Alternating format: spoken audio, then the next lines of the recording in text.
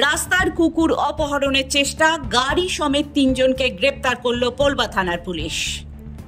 Police ও স্থানীয় সূত্রে জানা গেছে, হুগলির পোলবা থানার রাজহাট গ্রাম পঞ্চায়েতের ব্যান্ডেল পোলবা 39 নম্বর রোডের পাশে জল ট্যাঙ্কের কাছে 3 ব্যক্তি পথ কুকুরদের বিস্কুট খেতে দিচ্ছিল গতকাল।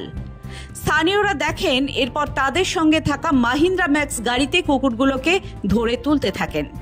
কেন কুকুর ধরে গাড়িতে তোলা হচ্ছে, স্থানীয়দের প্রশ্নের উত্তর দিতে না পারায় সন্দেহ হয়। তাদের আটকে রেখে পুলিশে খবর দেন স্থানীয়রা। পোলবা থানার পুলিশ গিয়ে গাড়ি সমেত 3 জনকে গ্রেপ্তার করে, 3টি কুকুরকেও থানায় নিয়ে যায়।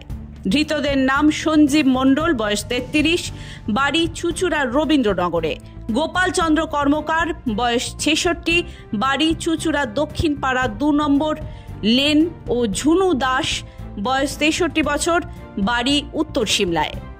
কি উদ্দেশ্যে পথকুকুর ধরে নিয়ে যাচ্ছিল খতিয়ে দেখছে পুলিশ। আজ ধৃতদের চুচুড়া আদালতে পেশ করা হয়। পোলবা থানা এলাকায় গতকাল রাত্রে কুকুরকে বিস্কুট খাইয়ে ট্র্যাপ করে গাড়ির মধ্যে তুলছিল। পুলিশ তাদের অ্যারেস্ট করেছে। রাস্তায় আমরা অহরহ দেখি যে বিভিন্ন সময় অ্যাক্সিডেন্ট হয়ে কুকুরগুলো কষ্ট পাচ্ছে বা তারা খাবার দাবারও ঠিকঠাক পায় না। যদি কোনো উদ্দেশ্য থাকে ভালো, তাহলে দিনের বেলায় করতে পারতো। রাতের অন্ধকারে কুকুরগুলোকে ওইভাবে গাড়িতে তুলে নিয়ে যাচ্ছে। পুলিশ তাদের অ্যারেস্ট করেছে এবং এটা তদন্তমূলক বিচার করে এর একটা যথাযোগ্য শাস্তি হওয়া দরকার।